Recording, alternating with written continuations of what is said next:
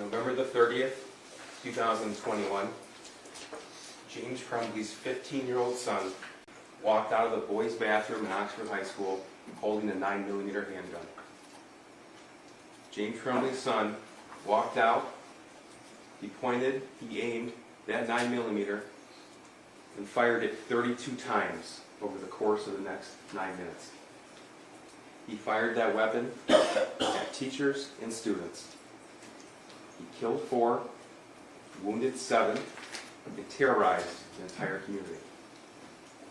James Crumbley bought that gun that his son used to kill as a gift for his son 4 days before the attack. James Crumbley failed to secure that gun in a way to prevent his son from accessing it. Hanna was 14 years old. Madison Baldwin, she was 17. Tate, he was 16. Justin Schilling, 17 years old. These are the 4 students who never made it home that day. What happened inside that school was truly a nightmare come to life. But it didn't have to. That nightmare was preventable. There are 3 people in this world who are criminally responsible for the deaths of Hanna, Madison, Tate, and Justin. The shooter who committed murder, no doubt, he's responsible. But so are his parents. But not for murder. They're responsible for their gross negligence, for involuntary manslaughter. Because that nightmare was preventable and it was foreseeable. The shooter's case is done. The shooter's mother, Jennifer Crumbley, her case is done. You're here to decide the level of gross negligence of James Crumbley.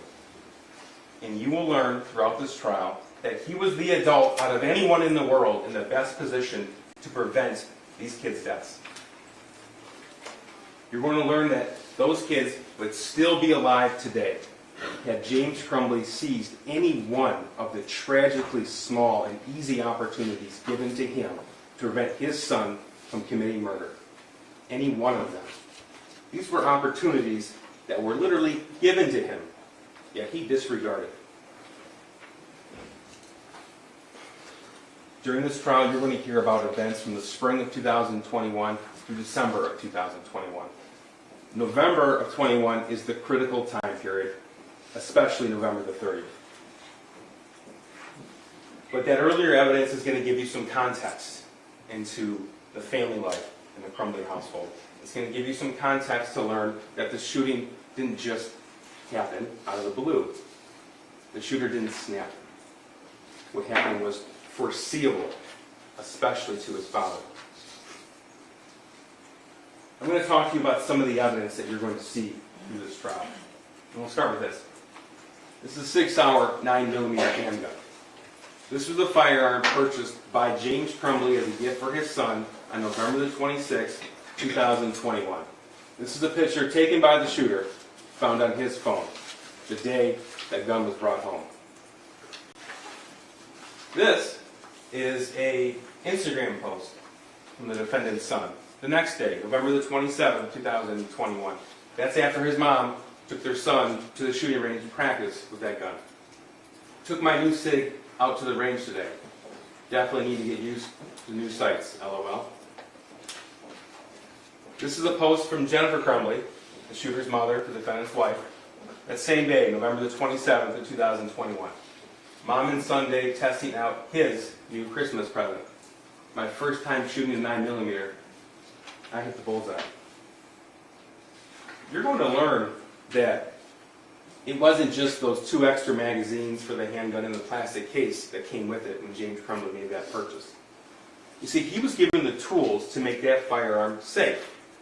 He was provided a cable lock. It was provided by the manufacturer, by Sig Sauer. It went to the firearm dealer who sold it to James Crumbley. It was for that gun. This is what it looked like the day the gun was purchased, November the 26th, 2021. This is what it looks like now. still in its original packaging, still with both keys in the lock. It was never used.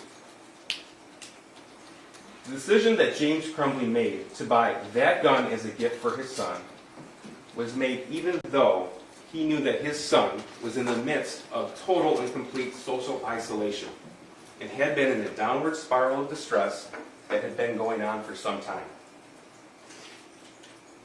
You'll see evidence that as early as spring of 2021, the shooter had expressed to his one and only friend that he had asked his father for help. He told him to suck it up. That was in April of 2021. You'll learn that instead of receiving help or intervention of any kind, James Crumbley instead began to take his son to the shooting range, even buying himself a .22 caliber Kel-Tec semi-automatic pistol, and his son a different gun, .22 caliber 2-shot Derringer. That was June of 2021. They would go to the range together on a consistent basis over the next few months. We have evidence of a number of trips, and you'll see some of that. Some of this background is going to shed light on what happened in November of 2021. This is a pivotal month in the Crumbley home. As I said, the shooter had one and only one friend. That was no secret. James knew about that. You're going to see evidence that the shooter and his friend would communicate with each other throughout the day and throughout the night. The level of data on that text message conversation alone dwarfs everything else on the shooter's phone. You'll hear evidence that there were over 22,000 text messages in just 1 year between the shooter and his friend. Those two shared quite a bit with each other. This is the friend that the shooter confided in when he asked his father for help. That friend was taken from the shooter at the end of October of 21. He didn't just move schools and go to another town. He was taken out of state without warning, without notice, and without a way to communicate. The impact on the defendant's son was severe. His entire social connection was severed, and James was there to know about it. You see, he wasn't working at that time. From November the 1st to November 9th, he didn't have a job. And when he did work before that, it was from home. When he did get a job on November the 10th, it was for DoorDash, where he could set his own schedule and decide when he did work and when he didn't work. It was also during this month of November that the defendant's son began to write in a journal. Some of that is going to be permitted to be shown to you, and Judge Matthews decides what you see and what you don't see. The portions you'll see is that the defendant's son wrote about how he was begging his parents for help, how he's begging for a more powerful 9mm handgun to commit the school shooting, and how he was able to obtain access to the murder weapon. Again, this evidence is important for you as background to what happened on November the 30th, but it also gives you a glimpse into the level of knowledge possessed by James Crumbley when he made the decision to buy that 6-hour 9mm handgun for his son on November the 26th, and then, just as importantly, what he decided not to do the morning of the shooting. You see, James Crumbley was afforded what might have been the easiest and most glaring opportunity to prevent the shooting, a full 3.5 hours on November 30th before the first shot was ever fired. Because he was shown this. This is a math worksheet. These are drawings and writings from the defendant's son, November 30th, 2021. One of his teachers saw him doing this, took a picture of that, and sent it to the shooter's counselor. The counselor came down and took the shooter out of class, brought him to his office to find out what was going on. You will learn it took that counselor all of 20 minutes to decide that immediate parental intervention was required. He made that decision even though he had about a fraction of the knowledge possessed by James Crumbley. You see, this drawing, as well as an altered version created by the shooter, were both sent from that counselor to Jennifer Crumbley, who shared it immediately with James Crumbley before they arrived at the school. The severity of the situation wasn't lost on James or Jennifer Crumbley either. They expressed their concern about what they see here, the words "help me," blood everywhere, a picture drawing of a gun, of a person with 2 bullet holes in blood. They expressed their concern about that drawing to themselves in Facebook messages. This is Jennifer Crumbley, she's in blue. "Call now," all caps, emergency. This is November the 30th, 2021 at 9:33 in the morning. Followed simply with emergency. Then she sends her husband James, the defendant, both the original drawing as well as the altered version of it that the shooter created. That's at 9:38 in the morning. James Crumbley's response: "My God, WTF." And then he says what he was actually doing that morning. "Vet not here. It's McElmurray's for Kira's horse. Still waiting on the vet." You see, James and Jennifer Crumbley spent quite a bit of time away from the home, attending to their horses. That's what he was doing the morning of the shooting. Jennifer Crumbley: "He said he was distraught about last night." James: "We talked about it this morning." "You talked to him?" Jennifer: "Can you call?" Then heading to his school: "I'm very concerned."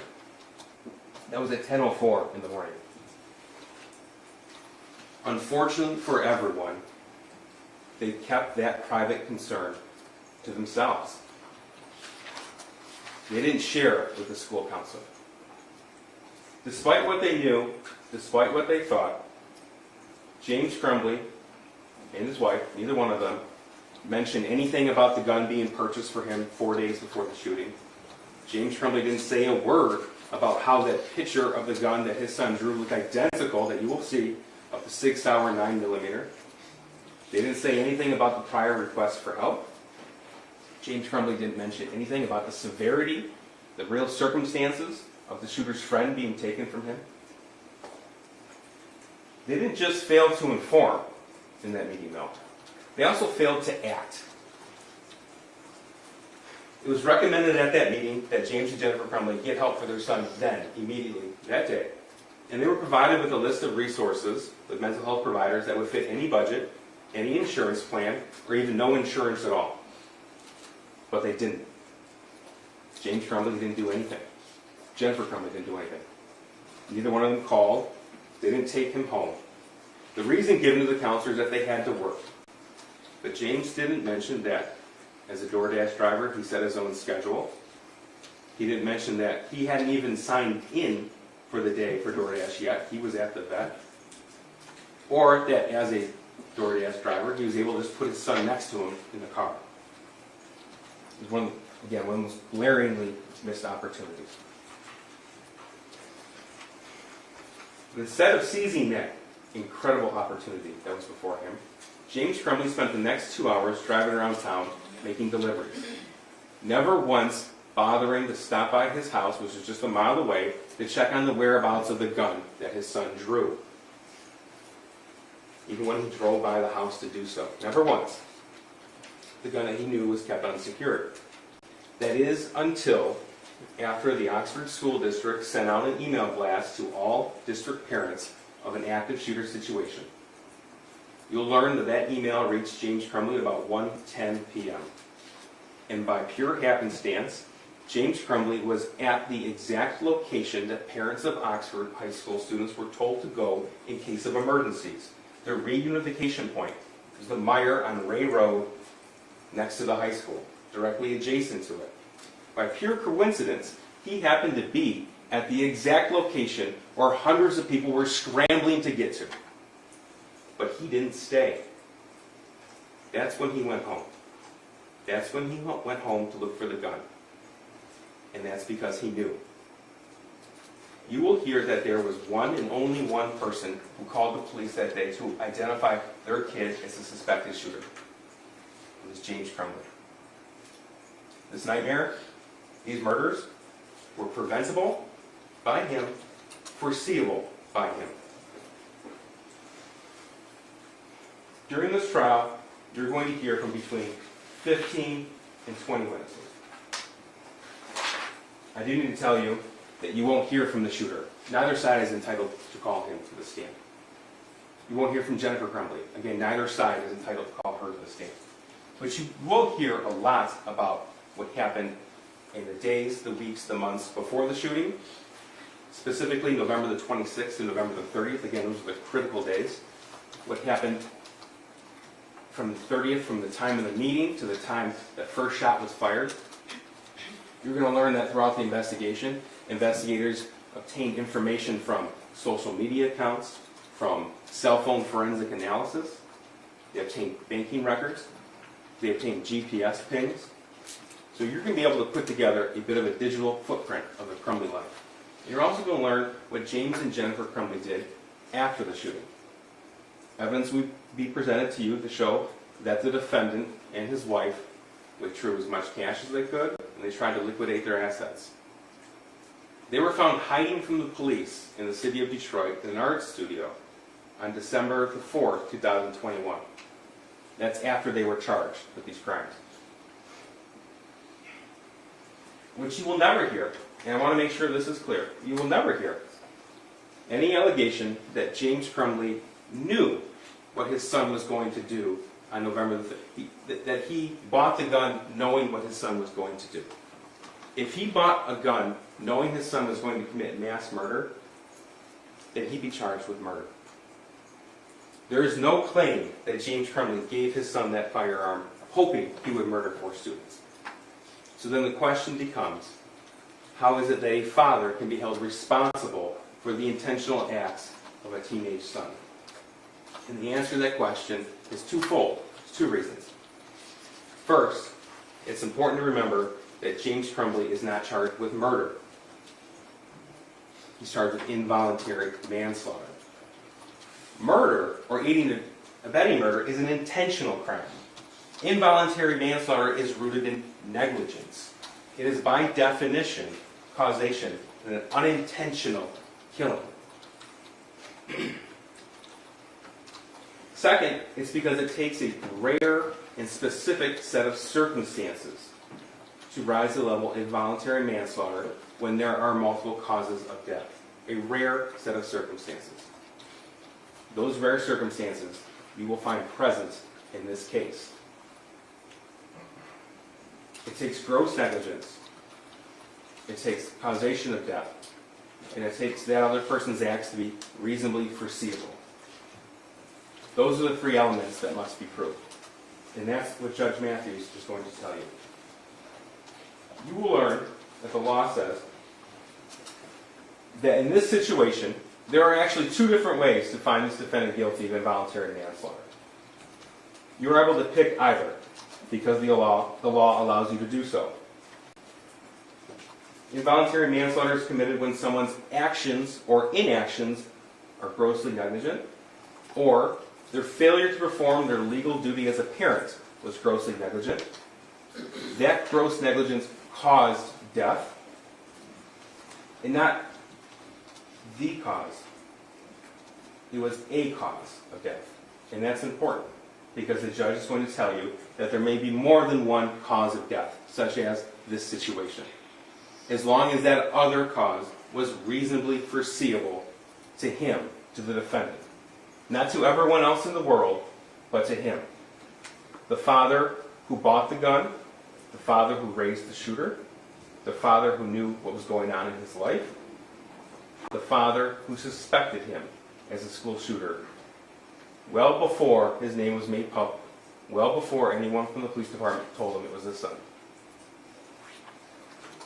The law allows multiple people to be held responsible in this case. And that's going to come to you from Judge Matthews. Gross negligence is the failure to use ordinary care to avoid a known danger, even though it was apparent to a reasonable person that serious injury would result. It's the willful disregard of danger. And that, ladies and gentlemen, is why we were here. James Crumbley's willful disregard of danger and his failure to use just ordinary care, when he was the one who knew the background, he was the one that knew the origins of this drawing. Him sitting in that counselor's office looking at this drawing and then not only staying silent, but then his failure to act, right there is his willful disregard of danger. Right there. You're going to hear a lot of evidence and arguments in this case. It's important that we all understand that you're not here to decide on parenting. This case isn't about parenting. It's not illegal to be a bad parent. It's not kids doing kids things. We're here to talk about a preventable mass murder. No one will ever suggest to you that every parent can or should be held responsible for everything their teenager does. That's not the law. No one will ever suggest that to you. But in a situation where the father was in a position to reasonably foresee what the son was going to do, because the father armed him 4 days before and was shown a clear statement of intent of what the son was going to do. That is when that rare set of circumstances is present, in these specific set of facts. James Crumbley is in charge with what his son did on November the 30th. James Crumbley is charged with what he did and what he didn't do on November the 30th. That is a very important distinction. That is what the law allows. That is what we were asking you to do. This case is not about guns. It's not about even how all guns should be stored in the home. It's not about gun laws. This case is about this gun for this kid with these issues, not secured, when shown this picture. That's what this case is about. When this kid was begging for a more deadly weapon. That's why we're here. I ask that you listen to the testimony, you review the evidence, and you follow the law. If you do that, you will undoubtedly reach a fair and just verdict. If you do that, you will find that James Crumbley was one of the 3 people in this world criminally responsible for what happened on November the 30th, 2021. And you will find him guilty as charged. Thank you. Thank you, Mr. Keast. Ms. Leland, would you like to make an opening statement? Yes, Your Honor. Thank you.